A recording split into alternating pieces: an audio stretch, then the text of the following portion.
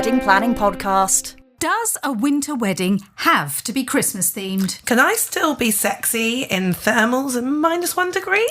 Will my photos look rubbish against a backdrop of January drizzle? This episode, we're talking about winter weddings. And talking is one thing that you're finding quite tricksy at the moment, madam. You're sounding very husky and sexy. What's this in aid of? Well, I've had a bit of a weekend of enjoyment. I'd say a week, maybe. So I went to see Oasis at Wembley. Yeah, that was epic. I mean, it was the 90s, there were bucket hats, there was beer being thrown. But then after that, I didn't take any downtime. I went straight into a festival for the weekend. So my voice, there's no illness, there's no pain. It just had lots of fun.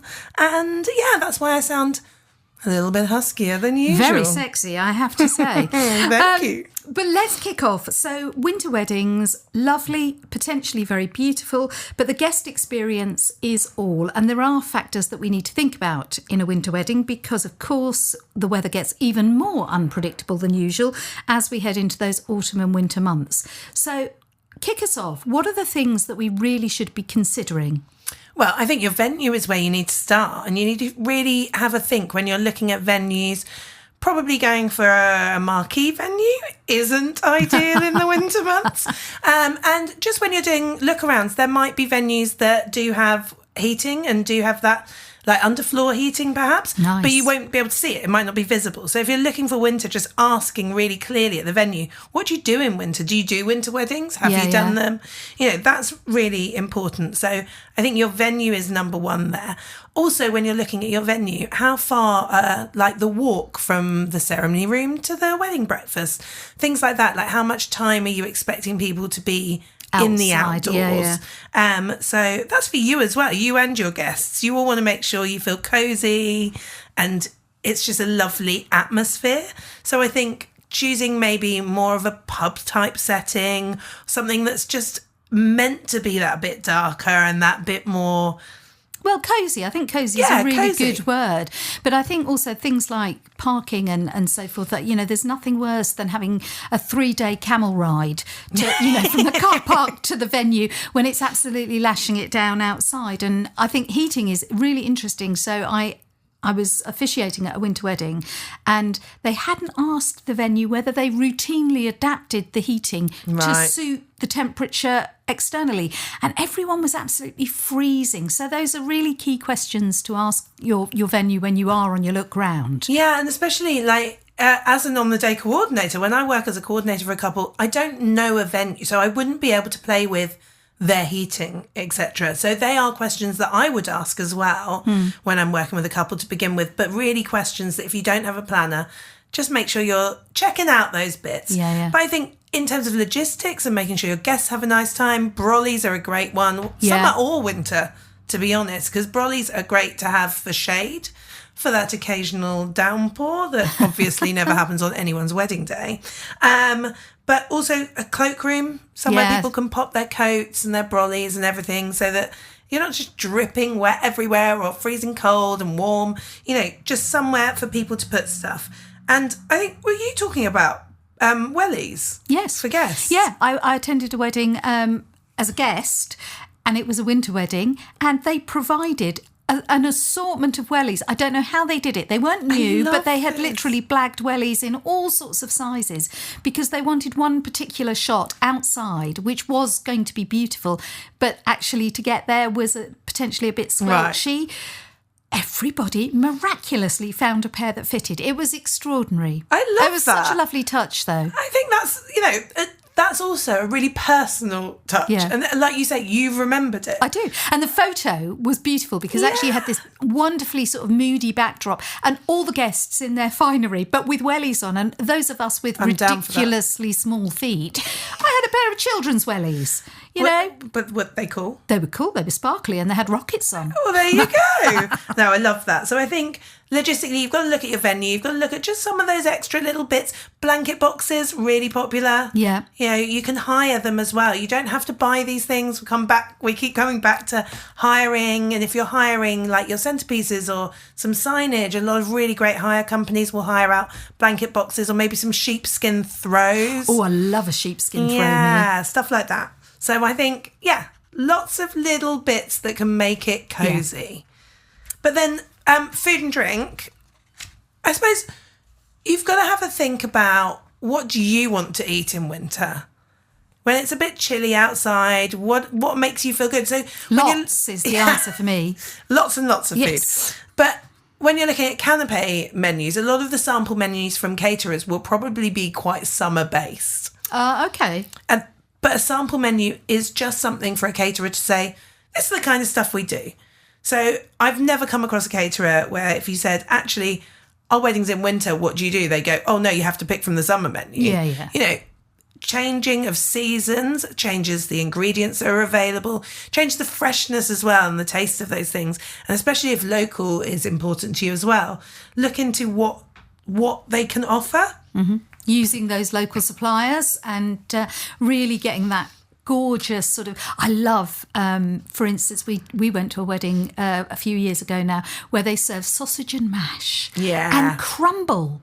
As put it, and everybody just reverted to being about 12. But it was great because by the time we'd all got in and we'd had photos and we'd walked from the church, we were cold and we needed feeding up and we needed something warm and hearty and nourishing. Particularly as the dancing then became wild. Yeah. So we needed to stoke up a bit. And if you don't want plated, so you don't want like the sausage and mash, would probably be a plated option, like a really nice stew or something as a sharing. Chili.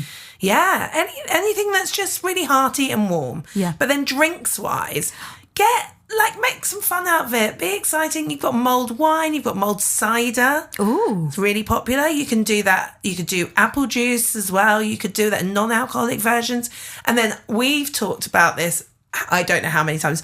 Actually, I'd love a listener to tell me how many times you've mentioned the fact that you love a cup of tea at a wedding. I do love a cup of tea. I'm sorry. All right, judge me. But, But actually, at a winter wedding, I think that is all the more practical because it just means if you have a tea and coffee station available all day, people can stay warm. You can have that sort of nice warming cuppa, apart from the tea addicts like me that will just mainline it all day anyway. Do you know what I mean? But if you want something pretty as well, like a hot chocolate station could be the alternative. You know, in the summer you might have an ice cream station with different toppings. Yeah. Well, a hot chocolate station with different toppings, sprinkles and marshmallows and whatever else you want to put in your hot chocolate. That would be really yummy. And also, like, maybe hot toddies. Oh, now that sounds great. Yeah, I think there's lots of ways to do it. So food and drink, you don't have to have a roast dinner. No. You don't have to go, oh, it's winter, we have to have a roast dinner. Well, I wouldn't say no. I mean, I love lamb. Or pork with crackling. Okay, crackling. Yeah. Or, do you know, there are some caterers that you can, like, have pork and then they'll give you a bowl of crackling on the table. And I love them. Yeah, I just take the crackling. Those and be like, are my caterers. Worry. They're my people. So, I think food and drink, there's lots of options. And in fairness to the vegetarians and the vegans, you can still have warm, hearty food with plenty of... If your caterer is, across the whole vegan, vegetarian offerings, they'll be able to suggest something that's really, sort of sustenance. Absolutely. Yeah, sorry, I was going to say about decoration. Oh, okay. Like I've said about you don't have to have a roast dinner. Well, you also don't have to have a Christmas-themed wedding. You can have a Christmas-themed wedding. I was going to say, if that's your vibe, go hard with it. Yeah, and we know a certain panto lady who knows exactly what to do at Christmas. All over that one. But it is true, you don't have to... And a lot of people make that automatic leap. I'm getting married in November or December, therefore everything has to be red and white and it has to be tinsel, and it... Absolutely does not. No, it really doesn't. And again, if you're looking at what's seasonal, if you want British flowers, then you're probably, to be honest, going to struggle a bit for flowers seasonally in the winter in the UK. But if you're not worried about them being British, you can still get any flower you like, essentially. And actually, we've got beautiful foliage in winter. You've got Stunning. holly and mistletoe, and, you can with a few roses or a few simple flowers, that can still look absolutely magical. But if you really want colour and you want it to be bright, look at hiring your flowers. Look at this. Absolutely. They are not kind of the old school faux flowers like silk. There are some incredible artificial flowers and faux flowers. There's a lady, the Brighton florist, she does some brilliant artificial stuff. So yeah, have a look into hiring if you really want colour. Yeah. And it's not something you can get that easily in winter. But yeah, you don't have to go Christmas. Wildly Wed, the real wedding planning podcast. So let's get dressed. Let's talk about outfits for winter weddings. And I think one of the things that I have come across before now is if you're in church or in an unheated ceremony venue, have a think about that when you're putting your outfits together. Certainly for brides, think about sleeves or maybe even a cloak. I love a cloak. Yeah, my best friend, she got married in January. Oh, it was, I think, 11 years ago now. She had the most glorious little jacket and it was beautiful. And recently seen a lot more embroidered cardigans. So like a little white cardigan, but it's got embroidered like Mrs. whatever your name is. Yeah. But you could get matching ones for kids. You could get a nice chunky knit one for the groom if you wanted to. Like there's so many ways. Like what do you like wearing? What makes you feel good? But make sure you're warm because you will look so awkward in your photos if you're not warm. And I think we've all seen, particularly for like little bridesmaids, those photos where they're absolutely blue with cold. It doesn't really help your photos at all. So, and that's a really simple, a practical thing. I remember one bride that I worked with last year was absolutely adamant that all of her little bridesmaids were having old-fashioned vest and pants with their vests tucked into thermals. Their pants for extra warmth. But, and then thick tights underneath that, and then things like, okay, she didn't really want them to have the furry shrugs, but she made sure they all had coats right up until the 11th hour, and then there was somebody there to take the coats as they went in. So again, there's a bit of logistics in that as well. Yeah, definitely. And, whoever wears a suit, bride, groom, whoever it is, if you're up for wearing a suit, then a winter wedding's like right up there. Yeah, any suit. If you're wearing a suit as a bride, you've got a jacket on. Yeah. Like, you're already sorted. You're halfway there. Hats. Like a really smart hat as well. Mother of the bride or whoever wants to wear a hat. Well, they used to say that that's where you lose your heat through your head, but I think that was then debunked as a myth. But, was it? Yeah. But I still think, crikey, a hat is... If you get a winter wedding, you can go wild with that. Yeah, I'm just thinking about whether that's true or not. I've no idea. Let's not open that can of worms. Don't forget as well, if you're expecting your guests to go outside for fireworks or for anything at all, if you've got photos or donkeys, because Vicky's just let me know that she really likes donkeys.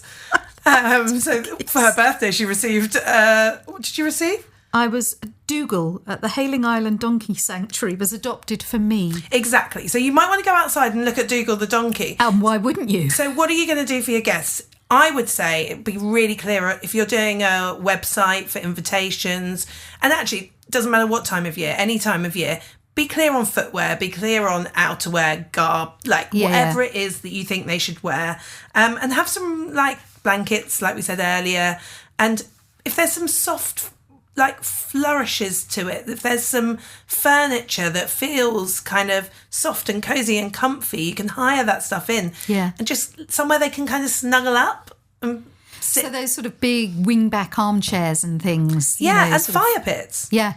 Fire pits are all year round, but fire pits and s'mores at the end of a night, like on a winter wedding. And don't forget about your lighting as well. So we're talking about photos and videos mainly, but you want to make sure you get the right lighting in your day. So a lot of the time, I will recommend that couples start their day as late in the afternoon as possible. Because not in the winter though. Because normally throughout the year, the later you start your day, the less you have to feed people, the less time you have to fill in with entertainment. So therefore your budget can stretch further.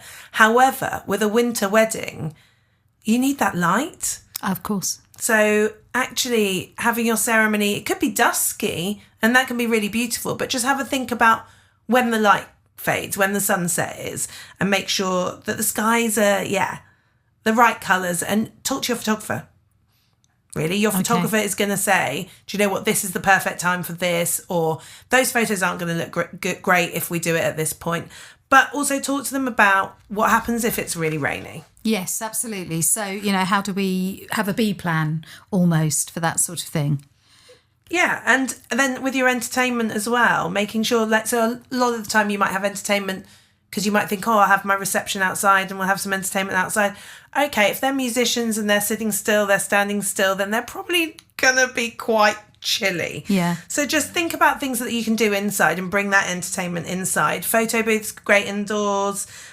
Games, is there any games that you can bring indoors instead of outdoors? And everything you plan your plan A and plan B as you would at any time of the year. Wildly Wed, the real wedding planning podcast. Winter weddings, I think we've covered a fair bit there, but always up for chatting more about it. Before we go, every episode we do our top tips. But before we get into that, got a little bit of a bugbear that is always around, but I think worth us chatting through. And that is ghosting. Oh, flippin' heck. So she said politely. Yeah, ghosting obviously happens in the dating world, but it massively happens in the wedding supplier world. It really does. And what we're talking about here is lovely couples on the journey, trying to figure out what they want, how it's going to work for them, what their budget is, what they can afford, inquiring with people. And then I think, in my opinion, you can do an inquiry and maybe not respond. Yes. It'd be lovely if you could. But the worst of it is if you do an inquiry with someone, you then have an introductory call with them. And then they deliver some work for you. They come back to you. They tell you about what they do. You have this you build a rapport with them. And then you never hear anything. Radio flipping silence. Tumbleweed. Yeah. I mean, I think on behalf of all suppliers, absolutely, we just want to shout out and say, just let us know. Yeah. It might be that you've thought about your budget and you've realised that whatever you've been quoted by a supplier is simply not achievable for you. They will not be offended if you just go back to them and say, listen, I'm sure you're fab, but I'm really sorry. I'm going to have to go with a lower cost. You don't even need to be really sorry. Just say I'm going with a lower cost option because that's where my budget is. Yeah, and it might not even be cost related. You may have found someone that you feel fits you better. Absolutely. And in being a celebrant, being a planner, that's exactly what you need to do. You need to find the right person for you. So just say, thank you so much for your time. No, thank you. Yeah. Because actually it can be really frustrating, particularly if a couple have given you the impression that they are really going with you. Yeah. Oh, yeah. And I've had that before now. I'm sure you have, where somebody says, yeah, we've just got a few things to iron out and then we'll be back in touch and work out your booking fee or your deposit and we'll sort the paperwork. Then you hear nothing. You get an inquiry for their same date. You then have to chase them to kind of go, I don't want to hassle you, but I have got another inquiry for the same date. What did you want to do with this? Still nothing. So you're then in the position of saying to the other couple, I'm so sorry, I'm just trying to find out whether I'm available or not, which sounds like you're totally disorganised.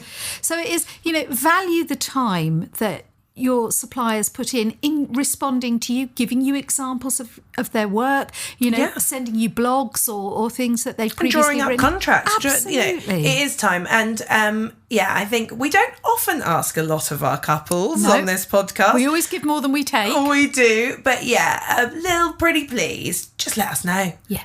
And let everyone know. So we're into our top tips and we're kicking off with our sustainability tip. It's kind of an obvious one, but I think it's worth flagging again. Second hand for young children particularly can be a really good way to shave your budget. So a listener to this podcast told me recently that she kitted out all of her little bridesmaids. She had 3 of them, 2 page boys, and she kitted them all out for less than £100 thanks to pre-loved websites. Now, some of the items, when she looked, were still in current stock by, various stores and suppliers. Well, yeah, let's be honest. How many times does a 1-year-old go to a wedding in a year and manage to wear the same outfit? Exactly. So I think that is one that's worth revisiting. And winter weddings, perhaps where you're going to need more clothes rather than less, because you're probably talking about coats or the little furry cardigans and tights and what have you. Also, just let them wear their coat that they've got. Yeah. Don't worry about an extra coat. Just let them wear what they've got. Let's be sensible here. Well, let's be sensible, but also if you we have can be your heart pretty. set We can be on pretty. a little pink princess furry coat, then, you know, actually you probably can go pre-loved and get it for a song. Is that what you've got your heart set on? Look, I might or might not have one in my wardrobe. With your sparkly I can't wellies. possibly comment. That was our sustainability tip, so on to our supplier tip. And this episode, we're going to hear from Georgia Thirsting, pop vocalist and guitarist. My top tip is, when booking live music for your wedding, really take time to get to know the musician that you're looking to book. By that, I mean checking out their Instagram pages, maybe their website, and also inquiring to check that they can fulfill any special requests that you have for your day, whether that's a special song request or any additional things that you'd like them to help with, like surprise performances or moving locations several times during your wedding day. I just think it's really useful to give all the information you can in advance to make sure they're the right musician for you. Cheers! Thank you, Georgia. That's fabulous. And so our DIY tip for this episode is about confetti. So you can have paper confetti, you can have petal confetti, or you can have pom-pom confetti. So obviously paper confetti, anywhere you go now, you need biodegradable. Of course. It's a must-have. Paper confetti you have to buy, but if you want to DIY something, gathering petals throughout the year, drying those can be beautiful, or make some pom-poms. I love this idea, and I think we're both down to work on a wedding next year where I think this might happen. Are we? Well, you know, Phoebe and Sam, possibly. You know more than me. So yeah, get making, get creating. And I love a pom-pom. Tiddly pom pom pom. Lovely stuff. Well, we have been Keshira and Vicky, and we're the Wildly Wed Pod. You can find us wherever you listen to your podcasts, Spotify, Apple. You can also watch our video pods on YouTube. And yeah, reach out to us on Instagram at Wildly Wed Pod. See you next time. Say I do to the Wildly Wed podcast. Follow us on Insta at Wildly Wed Pod.